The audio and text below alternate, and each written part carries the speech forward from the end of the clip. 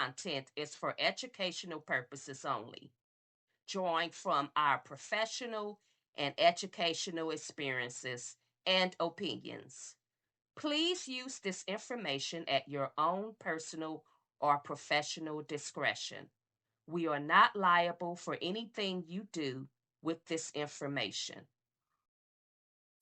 Good evening, everyone. Welcome to Ask the Lady Electrical Inspector podcast. I am your host, Tabatha L. I'm back from a short medical break and want to thank everyone for their kind messages and support during my time off. Your thoughts really meant a lot to me. Tonight, I would like to discuss some questions I received from both business owners and homeowners while I was away. Over the last few weeks, I've received different questions about construction projects and home renovation projects. It's important to ask questions because it helps us communicate better, gain knowledge, solve problems, share ideals, and inspires creativity. This back and forth conversation is essential in avoiding surprises and extra costs during construction. I really enjoy sharing what I've learned and connecting with people who want to know more. I pay close attention to detail and always look for ways to improve common practices. If you're curious and want to learn, feel free to reach out and ask me any National Electrical Code questions. Owners, I invite you to share any questions or concerns you might have about electrical issues. I'm here to provide clear answers, address your doubts, and help you navigate this ever-evolving field. Let's jump right into your questions. Here's the first one. A local electrical contractor is working on renovating a jewelry store and has encountered a situation regarding the placement of electrical equipment.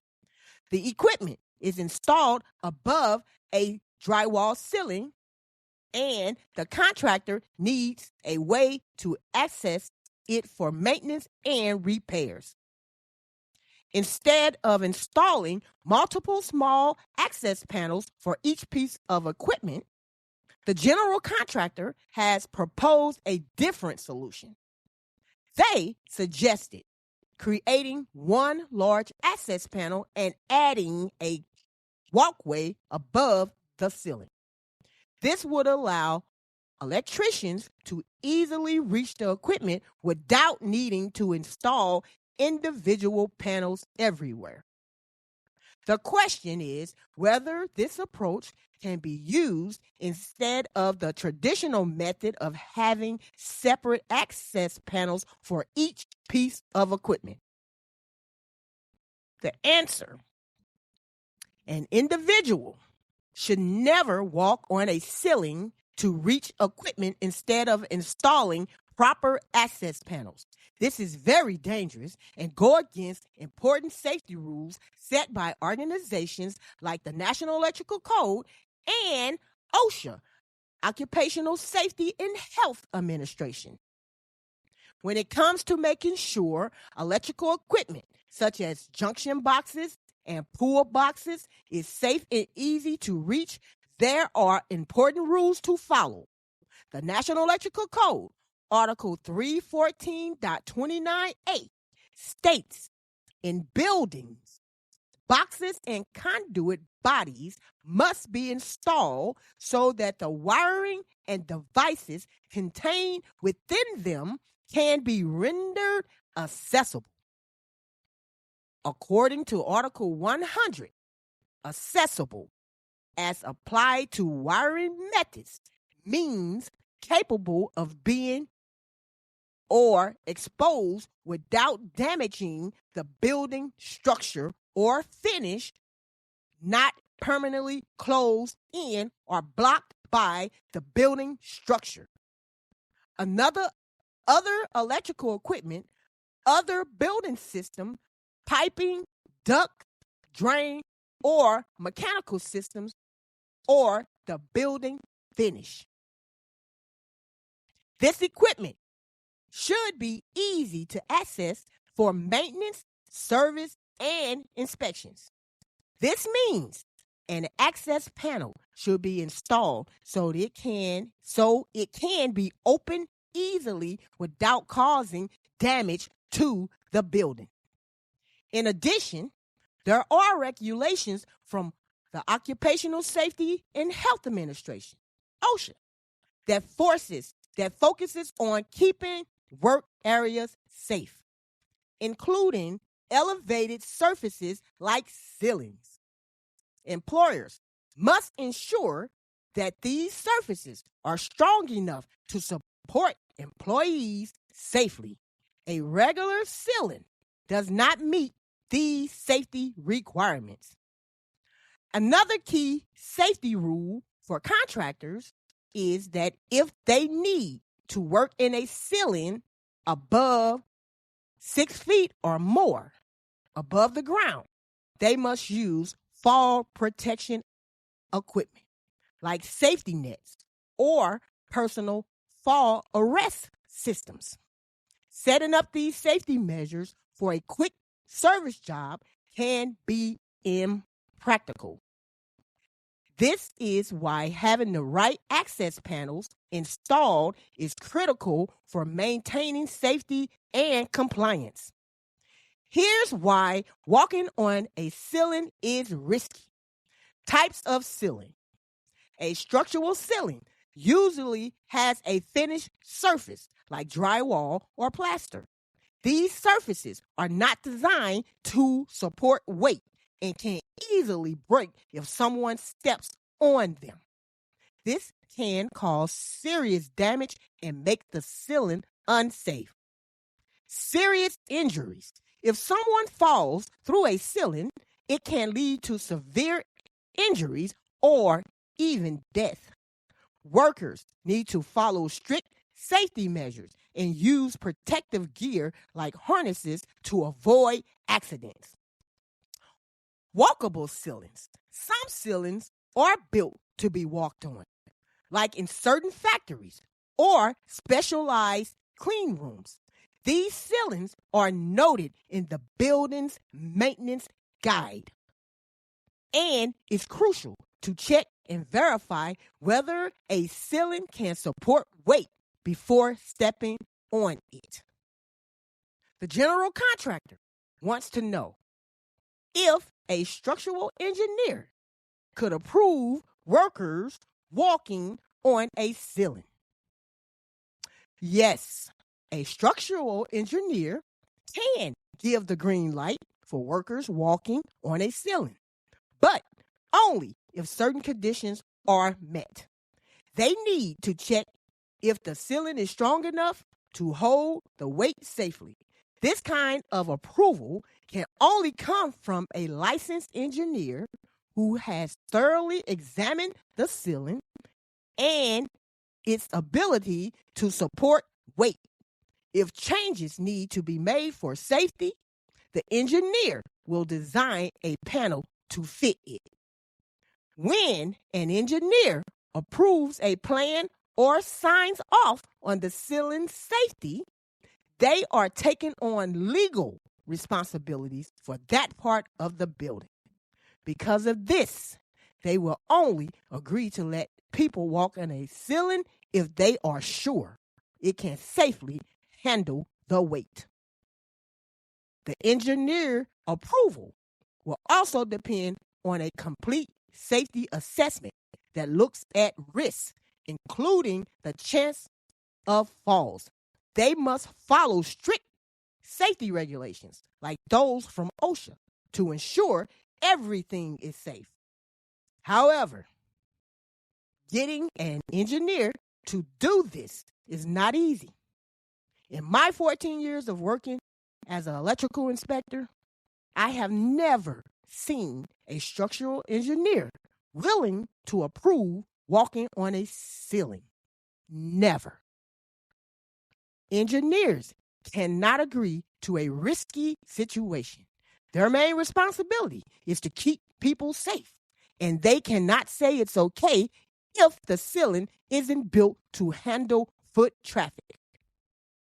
Overall, safety should always come first, and proper precautions must be taken when working in elevated areas. Second question, can a homeowner or business owner choose where the utility company will connect their service on their property? The answer: when it comes to setting up the initial electrical service, the utility company decides where to connect based on their existing power lines and safety rules.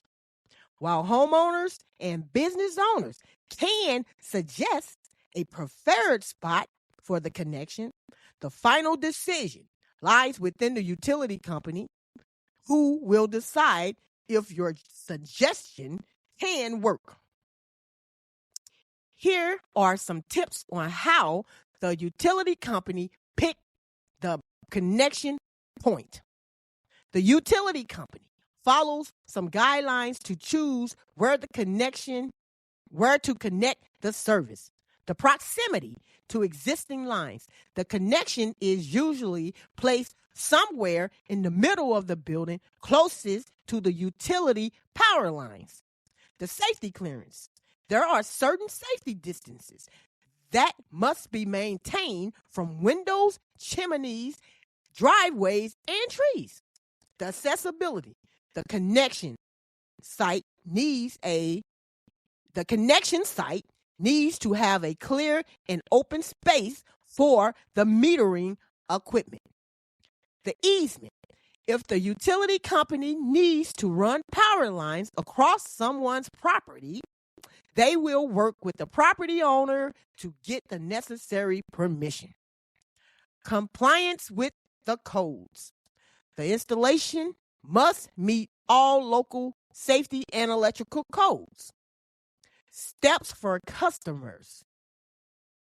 To submit a request, reach out to the utility company to ask for new service or an upgrade. This starts the process with a utility representative. Site assessment. An engineer from the utility company will check the property and come up with a plan for the safest and most efficient connection. A consultation. For more complicated projects, the utility company will send a drawing of the proposed connection for the customer to review and sign. This is the time for the customer to discuss any placement options. If a customer suggests a location that is trickier or costs more to set up, they may have to cover the extra cost. Once the location is agreed upon and permission has been given, the utility company will schedule and complete their part of the connection. So to recap, while the homeowner and business owner can make suggestions about where the connection to their service goes, the final decision rests with the utility company based on various safety and practical guidelines.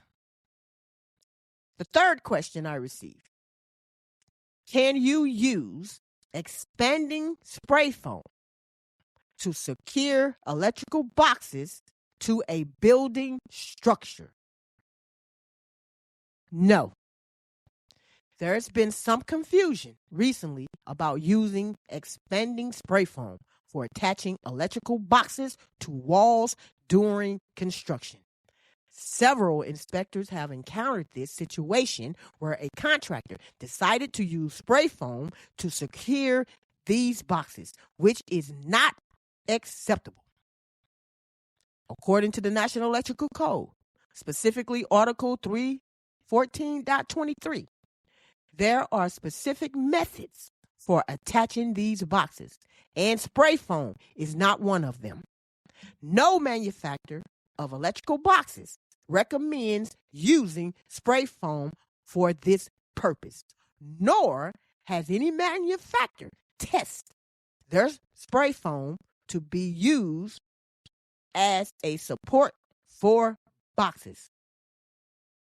It appears that some electrical contractors are doing things like this.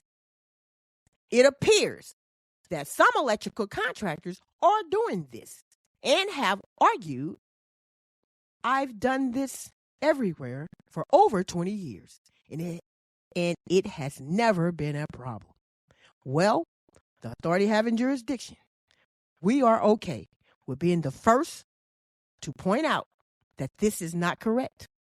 Some contractors mistakenly think that if the code does not explicitly say something, it is not allowed, then it's acceptable. This isn't true. The electrical code clearly outlines what is allowed and what is safe.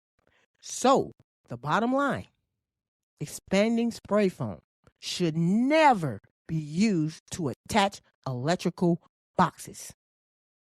Next question. We are the homeowners reaching out to ask for permission to skip the requirements of installing electrical outlets in our kitchen island. As doctors and parents of young kids, we understand the safety risk that comes with having outlets in that location. Having outlets in or on the kitchen island, especially at countertop height, can be dangerous for small children. They could accidentally get shocked, play with plugs or cords, or trip over appliances.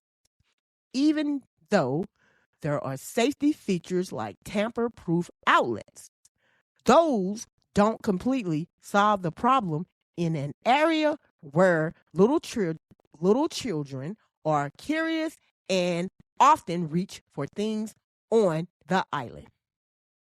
With our background in medicine, we know how preventable many of these accidents can be. We have seen many cases of electrical mishaps involving children, many of which could have been avoided by placing outlets in safer spots or eliminating unnecessary ones altogether. Our kitchen design allows for electrical outlets in safer areas that still meet legal requirements and keep our children safe. We kindly ask that the authority having jurisdiction consider our concerns and allow us an exception or a different solution that focuses on safety. Thank you for considering our requests. We are more than happy to provide any additional information you might need to review. The answer. The 2023 National Electrical Code, Article 210.52C2, has a new guideline regarding electrical outlets in kitchen peninsulas and islands. This means that there are exceptions to the rules about where to place outlets in these areas. Islands and peninsular countertops, if a receptacle outlet is not provided to serve an island or peninsula countertop, provisions must be provided at the island or peninsula for future additional receptacles to serve the island or peninsula. The authority having jurisdiction understands your concerns about electrical equipment for kitchen islands. According to recent 2023 National Electrical Code guidelines, homeowners now have the option to not install a power outlet on their island countertops right away. However, if you choose not to include the outlet, you will need to make sure it's possible to add one later if you decide to. To prepare for this, you can have a special circuit installed that connects to a hidden junction box within the island or the peninsula.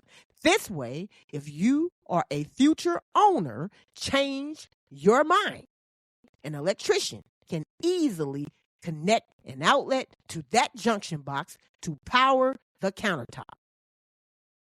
Another option is to use a pop-up receptacle outlet. These outlets sit flush with the countertops and only visible when you need to use them. Two popular brands that the authority having jurisdiction will approve, these brands are Hubble and LeGrand. Currently, the authority having jurisdiction enforces the National Electrical Code from 2014, which did not allow the option of skipping the outlet. However, since the rules have changed since then, we will accept the latest guidelines regarding this issue. Next question. I am a homeowner. I recently added an extension to my garage, which includes a living space above it. During the inspection process, the inspector found an issue and failed my inspection because there was an electrical panel with circuit breakers located inside a closet. I'm curious why the inspector decided to fail the inspection this time when the first inspection had already passed. Should not they have caught this problem during the initial inspection? The answer: inspectors evaluate electrical systems based on the approved building plans created by architects or engineers.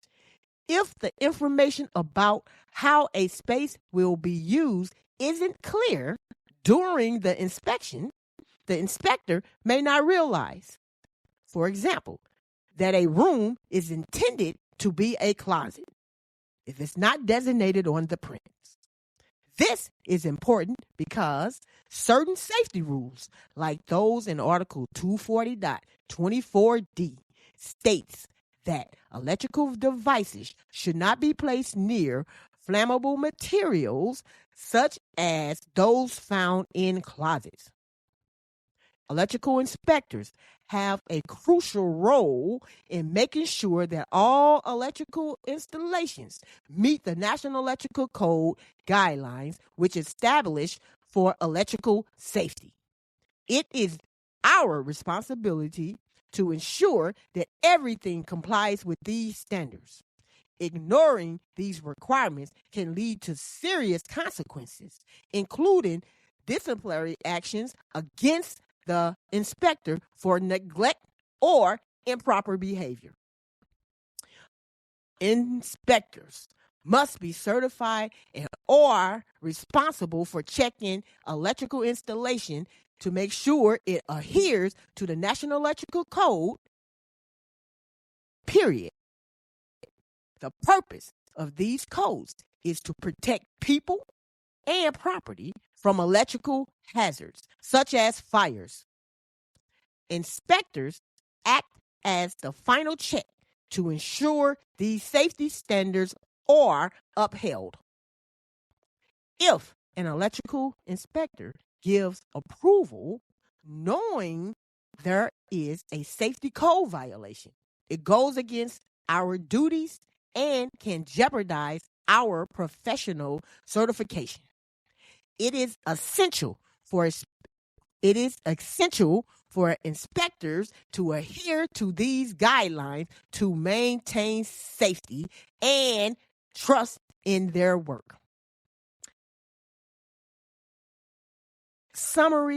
In summary, during our conversation tonight, I highlighted some important questions and answers that homeowners should consider when it comes to electrical work. It's important to ask questions to ensure your safety, protect your property, and make sure the job is done correctly. When you hire someone for electrical projects, asking the right questions can help you understand their experience and their qualifications. It also makes sure that they have the necessary license and insurance to do the work safely. Getting clear information about costs, the timeline for completing the work, and any possible interruptions in power can lead to better results and help keep everyone safe. Working on electrical projects, whether starting new ones or fixing existing setups, can be tricky. My podcast aims to tackle those challenges head on. My main goal is to solve any electrical issue quickly so that everything can keep moving smoothly. Good communication between the electrical contractor, the general contractor is important. It's crucial that everyone is on the same page about local regulations and safety practices. Stay informed, prioritize safety, and encourage these important practices among your family and friends.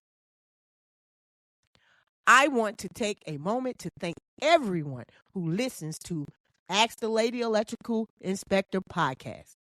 Your ongoing support and questions you send in means so much to me. It's your engagement that helps the podcast grow, builds our community, and drives my mission to help you tackle electrical issues before they become a problem during inspections. I truly appreciate your questions and concerns, and I enjoy responding to them. By chatting with each other, we can strengthen our connections and work together to create a community that follows electrical safety standards. Thank you for being a part of this journey. Join me Wednesday, October the 8th, for an important discussion about appliances covered under Article 422. We will explore what you need to know about these types of appliances, including some common mistakes to avoid during inspections. I will share reasons why inspections sometimes don't go as planned and provide safety tips to help keep your home safe. Let's come together to identify and address any electrical concerns you might have. Visit my YouTube channel where I post short videos showcasing common mistakes in electrical inspections. You can learn about the best practices to follow and what to avoid when dealing with electrical systems. If you're interested in learning more about electrical standards, check out the list of 60 best electrical podcasts. Feel free to reach out on social media with questions, comments, or topic ideas. You can find me on Facebook, Instagram, and YouTube under the name Ask the Lady Electrical Inspector. You can also email me at asktheladyelectricalinspector@gmail.com for more discussion or to share your thoughts. Let's work together to keep our electrical systems safe and up to code. Thank you for your time and have a great night.